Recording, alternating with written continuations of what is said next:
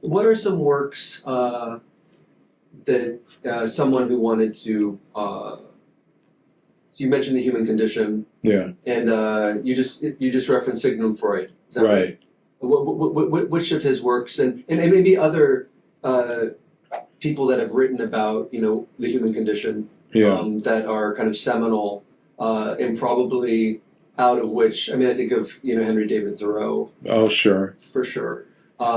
Which, and Postman was quite fond of quoting him. I mean, Walden has actually several kinds of snarky comments about journalism and technology, which, I mean, the opposite's true too, because when he says, what will Maine, you can connect Maine and Texas through the telegraph, but what will they have to say to one another? Well, it turns out they actually do have a lot to say to one another. Not that it's necessarily beneficial, but on the other hand, it did bind the nation together, and that was very important, in terms of moving past the, slavery, for example. So again, it's never one way or the other. But with Freud, well, civilization and its discontents, of course. I met, Hannah Arendt and the Human Condition. Really important one would be Lewis Mumford, and that includes Technics and Civilization, early work where he kind of creates a contrast between organic ideology, because his argument is that technology is about ideas. It's not the material, it's an idea, a technique, if you like. So he calls it technics rather than technology. So there's organic ideology, which is what comes natural to us, that gets replaced by mechanical technology. And then, the question is, how can we restore an organic technology? In a later point, he writes two books, a 2-volume set on techniques that's called The Myth of the Machine, Technics and Human Development and the Myth of the Machine. And one of the arguments he makes is that the machine, again, the first machine, you would say, what is the first machine? And his argument is that it's not a device, it's not a gadget, it is organized human labor. Going back to the building of the pyramids, the digging of irrigation ditches, also organized military force, all of this in the ancient world.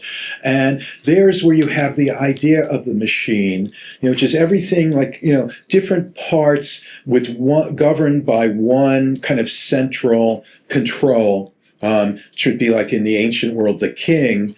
And then that is, the problem with that original human machine is that human beings are fallible. And so once they're replaced with more reliable non-human parts, you get the machine as we know it, the machine as a kind of material technology. Right? But that's where back in Technics and Civilization, and he very significantly early on points to the mechanical clock as a technology for controlling and coordinating human activity, which turns us into sort of servo mechanisms, like we go from keeping time to serving time in all that we do. And then in this later work, he worries about whether we've brought back the mega machine, and he's talking about in the 60s, that the way American society is set up, that we've turned it back into a kind of mega machine once again. You've certainly touched on Postman already. I don't know if you have much more to say about what inspired his work, his concerns in his books. What was it that was behind all that as a person, and you knew him, I think, quite well. Yes. Yeah. Well, I would say that what was singularly important for him was language. and that everything revolved around that, so that even when he was writing, like, Amusing Ourselves to Death, and it's a subtitle, Public Discourse in the Age of Entertainment, right? I mean, it's about discourse. It's about the way that we communicate, the way that we use language. Right? It perhaps ran furthest afield from that in Technopoly, but he still brought it back to the demeaning of meaning, the great symbol drain, how it affects language. So, he would point to, for example, education, and say, which was, of course, his great love. I mean, that was his first field of study and really his central to him. So he always held out the hope that we could find solutions to our problems through education. And to be an educator is to live in hope. It's often a vain hope. Or as he would put it, we fail all the time as educators, because what's harder than to try to change the mind and the heart of another human being? But that is what we're trying to do. But that it is, what's central to that is language, and that it is about the twin areas of speech and writing. And that they both go hand in hand. We read, and that kind of develops us, intellectually in ways that we wouldn't be able to develop without literacy, but then we talk about it. And he was a great believer in speech and in conversation. I mean, he loved to talk to people. His idea of hell would be having no one to talk to.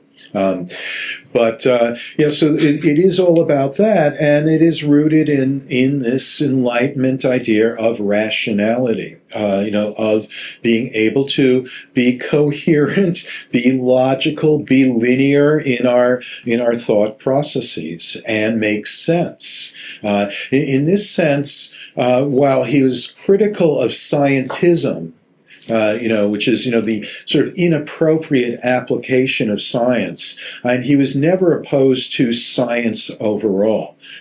Because, he did go along, and this is part of the connection to general semantics that, is worth bringing up, that and he was very much influenced by general semantics. He was the editor of the General Semantics Journal, etc., for a decade. And there's this idea that of trying to apply a scientific approach to everyday life, which means understanding what a fact is. None of this like alternative facts, which again, for him, that's bullshit. And he would use that word occasionally, bullshit, right? And in his early popular work, co-authored with Charlie Weingartner, Teaching as a Subversive Activity, and this was a riff off of Hemingway, where they were saying we need to equip students with crap detectors. And I think Hemingway's phrase was bullshit detector, right? But, we need to be able to tell when people are just making stuff up. And that, involves a certain amount of respect for scientific method, which is not to take scientific authority as, kind of religion in a religious way, but it is to understand the difference between someone's opinion and the ability to investigate facts and to respect what scientists are doing. So, when you get this stuff like denial of climate change, and the sort of like anti-vaxxers, this, again, this is bullshit that we're being flooded with. I just mentioned to in my class just before we started talking, because I had student presentations, and one of the students gave a talk on information overload, and I noted how Steve Bannon's idea of political manipulation is to flood the zone with shit, and in other words, to flood us with so much misinformation, disinformation, alternate information, it's like whatever you want to call it, that it's impossible to determine what is fact and what is just totally opinion, what is an inferential. These are really important distinctions that we lose, or at least for many people, lose the ability to make these kinds of distinctions because of, again, all of the flood of information, but also the loss of an understanding of scientific method and what that is all about. And that's really a tragedy that we're living through right now. And that relates to language, because it's only through language that you can have the idea of a fact, which is to say a statement, right? A fact is not something out there. It's the use of language to make a statement that can be empirically verified. That is, if I say something about what the weather is like outside, or if I say that today it's 50 degrees outside, and you can take a thermometer, you can make that same measurement and verify whether it's accurate or not, right? And that's different from making all kinds of wild claims and just talking nonsense, which is what we're kind of getting. So just like understanding that it's language at the root of it.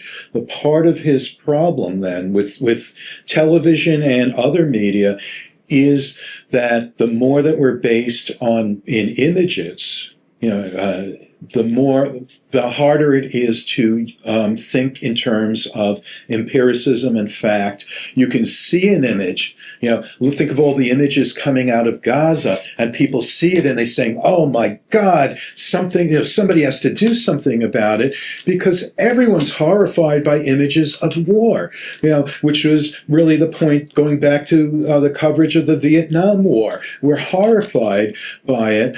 But it doesn't explain why this is happening. It doesn't provide context for anything. And in fact, it takes words to describe and to explain what's happening. Who's at fault? Why, what is the reasoning for it? All of that has to come from language.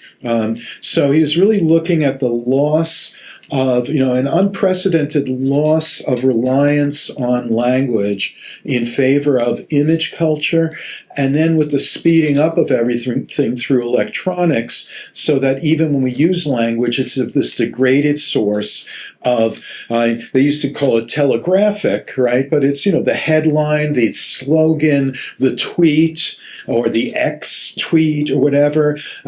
You can certainly state a position, but you can't provide a reasoned argument. This is where someone like Marianne Wolf, who's very much in this line, say we've lost the ability of deep reading. We can still read, but we just jump from little bit to little bit, rather than the sustained kind of deep reading it takes to go through a reasoned, in-depth argument with a lot of points and a lot of examples, that expository writing, which Postman loved, exposition, essay writing, and that becomes lost in favor of these sort of short bits, these short sound bites, and these short headlines and tweets and so forth. And then this rapid turnover that we get is you're scrolling, and how do you just take the time to sort of sit back, reflect, think about things, that gets lost, as well as discuss things. What I would say, I'm just, you used to talk about opinion leaders. You'd get something from the mass media, and you'd talk to somebody somebody in your family, a friend, in the neighbor. Just say, well, what do you think? We talk about politics, say, or what car to buy. What do you think? So that gets replaced by influencers who we don't know, right? They're not people that we have an interpersonal connection to. They're not people that we have any community connection to. They're just somebody online that we think we know, that we feel comfortable with. That's, again, that loss of ability to reflect and take time and really, and that's what's required to be rational. That's what the Enlightenment fostered. That's what our republic is based on. That is what's gone out the window with all of our electronics, Postman saw it with television, but like McLuhan, he's pointing to the characteristics of the medium, which is electronic, and which is shared and in fact amplified by the internet, the web, social media, mobile media, all of that stuff. It's not reversing any of this stuff. It's just blowing it up tremendously. Yeah. Yeah. It's hard to put the genie back in the bottle. And in a free society, people can do what they want, and Sure. which includes ODing on things that aren't going to kill them physically, but maybe in other ways. Yeah.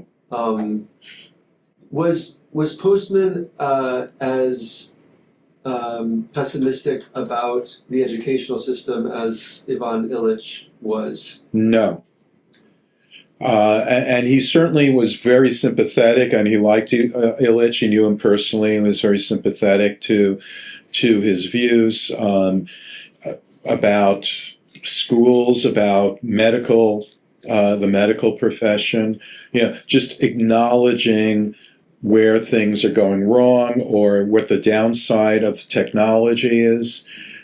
But no, Postman believed that schools have the potential to counter the biases of the electronic media. So he held out great hope for the schools and just wanted to see them.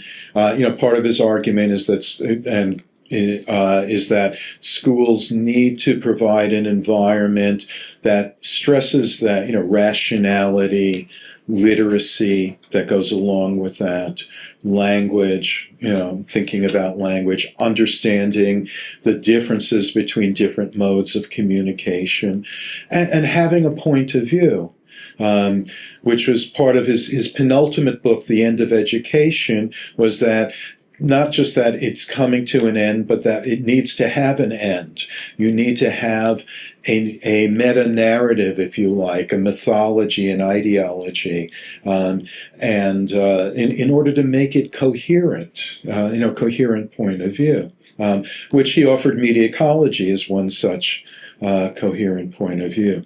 So, in the way that McLuhan said that we needed a counter-environment or anti-environment, and McLuhan pointed to art as providing that possibility. For Postman, it was the school, that we should make the school into a anti-environment and get rid of all of the attempts to turn it into compete with television or other kinds of electronic media. Don't, forget about computers in the classroom, forget about audio-visual aids and all of that stuff. The essence of education is people in the same physical space communicating to one another through language, through speech, through discussing written work. That's what it's about. It's about that relationship that, again, and it wouldn't be possible without the written work, because before there was writing, there was no reason to gather in one place and sit still, to learn that kind of discipline. You learn by storytelling, which can take place anywhere. You learn by imitation, apprenticeship, and on-the-job training and that sort of thing. But, to create this, almost this, I think for Postman, it could become a sacred space of the classroom where we connect to one another, we relate to one another as human beings. That's what that's where the hope lies. I think, you could see that Illich probably would not be that much opposed to that Postman's view. He would just be less hopeful, more negative about its potential within a school system, where Postman believed that would be readily possible if we just stopped being so enamored with bringing technology in and just went back with basics, if you like, of education. I think, maybe a middle ground there might be Paulo Freire with Pedagogy of the Oppressed, which is, again, it's all about dialogue, which I think Postman was very much in line with. He loved to get students discussing things. That to him, he would feel that it was a good class if he got a great discussion going. So he was very much interested in that kind of thing. But perhaps a bit more understanding of the need for some hierarchy, because, really, what is the point of the teacher? I would add this, is that a key part of the teacher's role is to sort of be a stand-in for the text. It's like, let's all read this text, and then I will speak because the author's not here. I mean, unless it's my book, in which case we can do both. But typically, the author's not here. So if we're going to read Neil Postman, I will speak for Neil Postman since he's not with us. And I will try to explain what his perspective is, try to answer questions you would pose to him if he were here, and respond to objections you would have to him if he were here. But, that would be a key part of the interaction.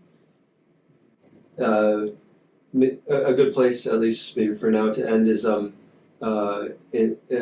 I said, one of the things that I particularly appreciated about your book was the personal, getting to know Postman as a person, his background, his history, and so on. And most people, probably don't know Neil Postman at all. Probably much less have read his books, and so anyway, you have a insight into him as a person. Maybe you could share, who was Neil Postman as a friend and a colleague and a mentor, and as a citizen and a father, and so on. Well, he was, it's sort of the irony that people, especially students, will read Amusing Ourselves to Death and think he was some kind of curmudgeon when nothing could be further from the truth. He was a real fun-loving guy, had a great sense of humor. It was actually outside of the classroom. In the classroom, it could be very serious and all of that, although he'd still be joking around a lot. But outside of the classroom, it was actually a challenge to get him engaged in a very serious conversation. But he was great at, he loved asking questions. So if he were here with you, he would ask you about, where you come from, who your parents were, what their occupation was, where did you go for dinner last night, how was it, all of these kinds of things. And he was very much an athlete and was a basketball star. I mean, this was, I think it was Fredonia, SUNY Fredonia, State University of New York, Fredonia, and set a record in his time, and loved basketball and loved baseball. He was an old Brooklyn Dodgers fan, and I bonded with him very much over the Mets, which, they were not the Dodgers, but they were second best for him. But, I think he even played a little bit of minor league ball, so he had that kind of grace and confidence of the athlete, along with this, he was a real New York intellectual. I mean, he was from Brooklyn, and, was part of that milieu, and just, the same kind of milieu that gave us people like Susan Sontag and Woody Allen. I think they went to the same elementary school as Woody Allen, not at the same time, but, so, I mean, he was a real New Yorker. He was certainly came out of a sort of liberal Democratic Party kind of view, but one that was not wholly over to the left. I mean, he was aligned with the left. He was part of the counterculture, but he didn't sit with that completely at ease. So I remember the point where he said he lost his connection to the counterculture was when he went to a conference on education where someone got up and said that, how can we even talk about this when the Vietnam War is going on and that there's a battleship or aircraft carrier in Brooklyn Naval Yards and we should all go down to protest.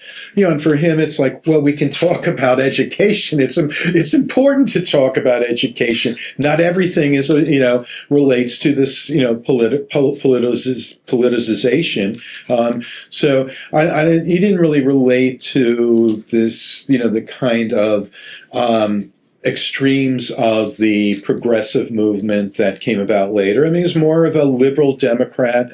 He actually thought well of Biden. He knew these folks. He liked Clinton and Gore. And was friendly with them. And I remember when Biden, it was like a long time ago, and he was a senator, and he commented that Biden, he met with Biden. He thought he was a very, kind of well-educated, intelligent fellow. And of course, this is, decades ago. So we're really, talking about a whole other era. Yeah. Any personal anecdotes or? Well, he had a way of getting to the heart of things, and so I remember being at a conference. It was a communication conference. It was like in the 90s, where they had a luncheon speaker who was a superintendent of schools in Brooklyn, and he talked about how they were using word processing software to teach elementary school children about how to write. And so he's showing this to us, and he's saying, you see, they can write something like on the computer keyboard, and then they can edit it, they can delete it and edit it, and how good that is that they can do that. And Postman was actually often loath to try to undercut anyone. He would say, I know how much trouble it is to get up and speak, although he was really a very gifted public speaker. But this went to the heart of things for him. And so he asked the question, why can't you do the same thing with paper and pencil? Right? And, and the thing is, legitimately, there might be an argument for what you can do with a computer with word processing that you can't do with paper and pencil. But the guy couldn't answer. He couldn't answer. And we've got a right to ask that question. So he had a way to kind of get to the heart of things. And one time I played devil's advocate. I had an MA class, and we did Amusing Ourselves to Death. And it was actually in this room where we're in right now, where we met. And there's a phone in here. So I called him up, and I had him on speakerphone talking to the class. And I was playing devil's advocate about Sesame Street, which he criticized, as being teaching about television rather than about, letters and numbers. So I said, my son, at the time was, very little, was preschool age, and he's watching Sesame Street, and it's teaching him about the letters of the alphabet.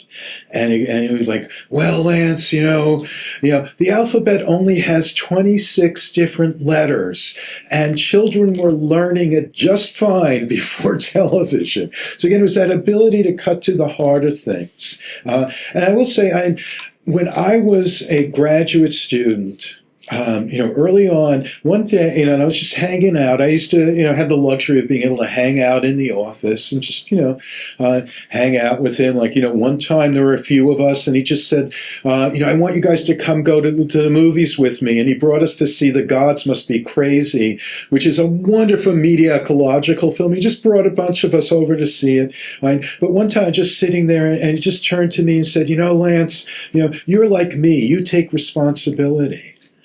And at that moment, I didn't know what the hell he was talking about. I never thought that had anything to do with me. It didn't seem to fit in with any sense of myself at that time. And it's only in reflecting back on it many years later, after I started up the Media Ecology Association and took leadership roles in other areas, and I said, he saw something in me that I didn't see in myself, and I'd say that was Neil Postman. He was an extraordinary person, extraordinary human being, and it was really a privilege to have known him. Wonderful. Thank you. I'd love to get into where media ecology is in 2024 and where Neil Postman is. I tried to talk to the folks at NYU, and they didn't respond to me. Well, in 1998, in this room, in this very room that we're sitting in, we started the Media Ecology Association, right? Still going strong. We have you can belong to it. You can become a member of the MEA. And we have a journal that's published quarterly, Explorations in Media Ecology, that it's one of the main membership benefits is a subscription to that. We have an annual convention that's hosted by different universities every year. This coming June 2025, we'll be at Universidad Panamericana in Mexico City. It is going to be fabulous. It's going to be a wonderful time. They are great hosts, and it's always an extraordinary time and an extraordinary convention, and that's where you can see what is going on with media ecology currently. And we include, there's both a Neil Postman Award and a Walter Ong Award for career achievement, with speakers receiving those awards. And this coming year, it's actually going to be very language oriented with Deborah Tannen and Lyra Boroditsky as some of the main speakers. We're also going to have Terry McLuhan, Marshall McLuhan's daughter, is going to come and show one of her movies at the convention. We never know what the future will hold, but all things being equal, you'll see me there and many other folks who are carrying on Postman's legacy, McLuhan's legacy, Walter Ong's legacy, and media ecology, that tradition, moving it forward through the 21st century. That's one of the great ways to find it. I will just add, speaking as president of the Institute of General Semantics, which has a narrower kind of tradition, but we've opened it up to all things media ecological as well. Through the Institute of General Semantics, we published the journal Etc. that Postman edited for a long time. Tom Gencarelli is the editor of that journal now. Published a lot of media ecological work in that journal.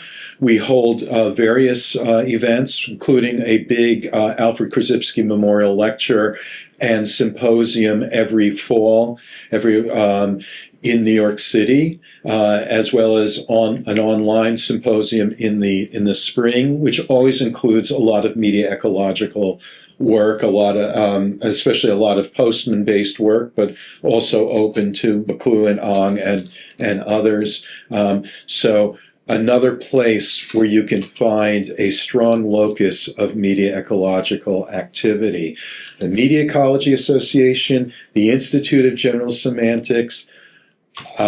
You can do a lot worse than to become members of both of those organizations.